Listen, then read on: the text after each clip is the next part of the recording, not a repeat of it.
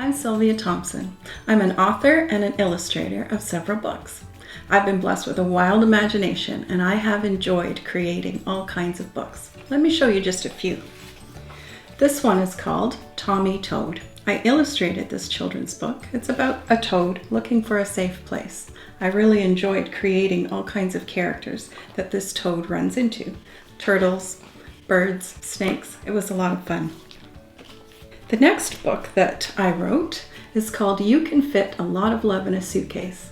It's the story of my parents who immigrated to Canada from the Netherlands back in the 30s. They brought 4 children with them, and I had a really great time writing this book. My sister made it look like a scrapbook, adding photographs and some drawings.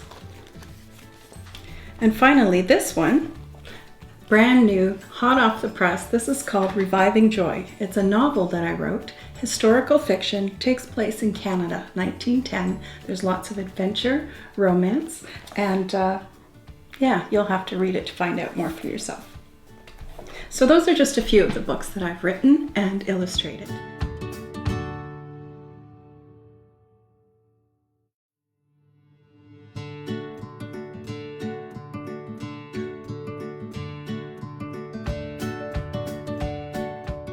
Hi, I'm Sylvia Thomson, author and illustrator of several books, and today I wanted to share 12 steps to getting yourself a writing grant.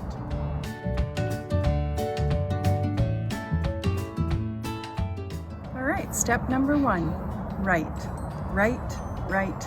and write. That's what I said. Yeah, if you write every day, make a habit of writing, it will build strength and confidence.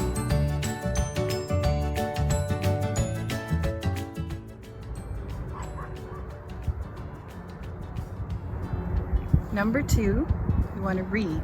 Read everything. Read magazines, children's books, any kind of genre that you're interested in. Go to the libraries and the bookstores and see what jumps out at you.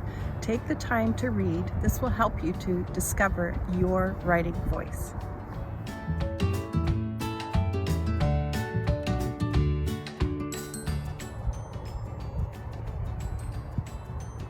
Number 3, learn. Learn everything you can about writing. Go to workshops, take online courses. There's things like Skillshare. Go to conferences. Increase your skill set. The only way you can do that is by learning from other writers. Read a good book about writing. I love Stephen King's On Writing. It's an excellent book about writing.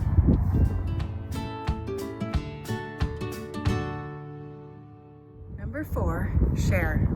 Find a writing group or a writing buddy or somebody to write with. I'm very fortunate. I have a husband who is my writing buddy. He's also a writer and an editor, so that's wonderful to have someone who's right by my side. And a sister who's a cheerleader, and a very good friend, Andrew, who loves to encourage me. He's a writer as well.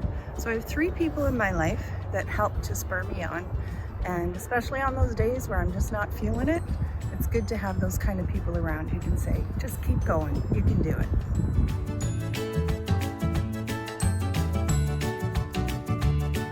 All right, number 5, plan. Choose a few small projects to begin with, like a poem or a skit or a song or a short story, and work on that. Plan to complete each project. Maybe choose 2 or 3 for the next year or 2, but plan to follow through and complete each project. This is really important. Finishing a project builds confidence. And I know, speaking from experience, I had, 12 or 15 stories half finished in a drawer for years, and they just nag at you. So you need to just finish it. When I do finish stories, I always feel elated, pumped, confident that, yay, I did it. It's a big deal. So make sure that you plan to finish. Give yourself a goal, a deadline. Keep yourself accountable with your writing buddies. And yeah, enjoy it. Don't put too much pressure on yourself. Just enjoy it. It has to be fun or you're not going to want to do it. So yeah, plan to write and complete your story.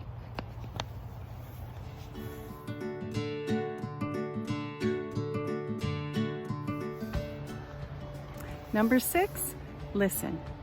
Read your work out loud to someone that you trust and listen to their feedback. Listen to how your story sounds when it's read out loud. This is really important because the words inside our head sometimes sound a lot different than when you read them out loud.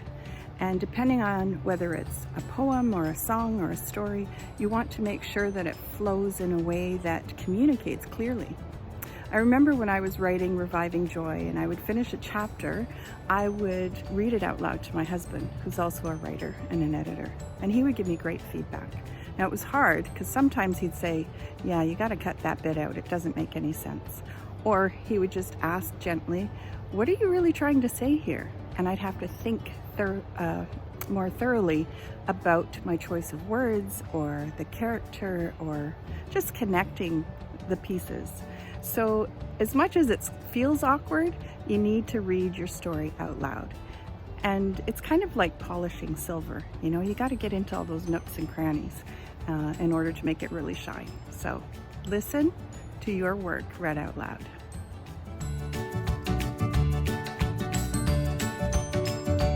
Number 7, edit. Now that you've got a complete story and a rough draft, you need to edit it. You can edit it yourself, ask your writing buddies to help you, or actually hire an editor if that's what you feel like you should do. Then rewrite, edit, until you feel like it's a complete edited story.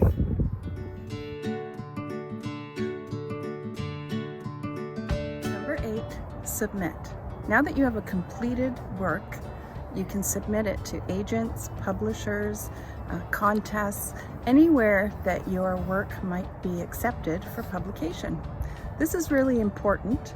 It's hard to do, a little nerve-wracking, but the truth is, until you share your work with the public, it's your best kept secret. And people out there, the world is waiting to read what you've written. So get it out there, submit it.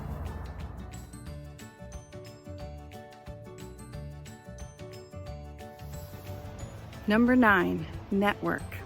Networking is really important as a writer because often you're sitting alone at home writing in your thoughts and you're not connecting with people and you're just left to wonder, is my work any good? Does anybody like it? Where does it fit in the marketplace? So it's really important to reach out, whether it's on social media or connecting at author events, reaching out with your local arts council, connect with other writers and artists and creators to just find your feet. It's really important to get reviews, get understanding of whether your work is unique or where it fits. And it's vital to sales and marketing as well. Once you get into that mode with your work, you need to know who's who and how you can connect and become a successful author.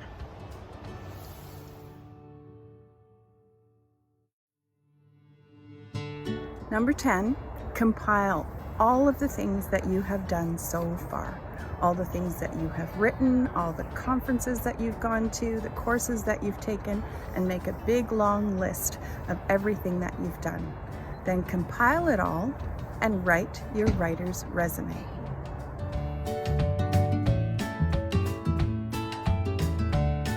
Number 11, research grants.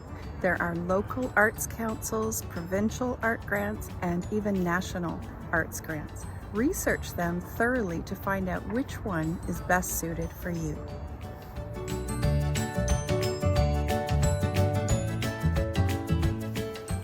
Okay, here we go. Number 12, apply for the grant.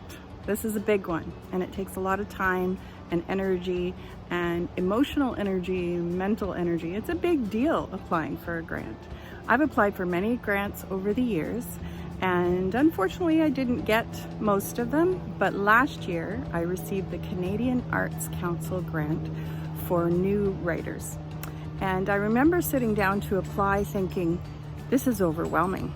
It's too big. I don't know how to do this. I've never done this before. So what I did was I reached out to people at the Canadian Arts Council and spoke to someone on the phone and asked for information, and she was so helpful. She reminded me of one very important point. They want to give new authors money to write their book. And I thought, oh, okay. So I don't actually have to try to convince them that I'm a writer. What I need to do is explain very clearly why I want to write this book, who it will impact, how long it will take me, how much it will cost me. I mean, really practical, simple questions. So it wasn't that difficult at all. It just took time and some research, and that's where my writing resume came in handy.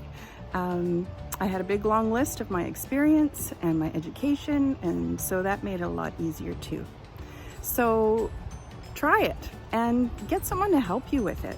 Get some feedback. I did ask 2 friends to read it before I submitted it, and they gave me great feedback. One of them told me to ask for more money, which, okay, I did. And I'm happy to say I received the grant in October, and I am working on my next book. And it feels so amazing to be invested in, to have, an arts council say, we believe in you. Here's some money to take the pressure off. I mean, it's not a lot of money, but it means I only have to work part-time right now. And I'm just so elated. This is something I've wanted for a long time and worked hard towards, and I believe that you can too. I believe that if you're a serious writer, you can apply for a Canadian Arts Council grant or your local Arts Council grant, and you can get it.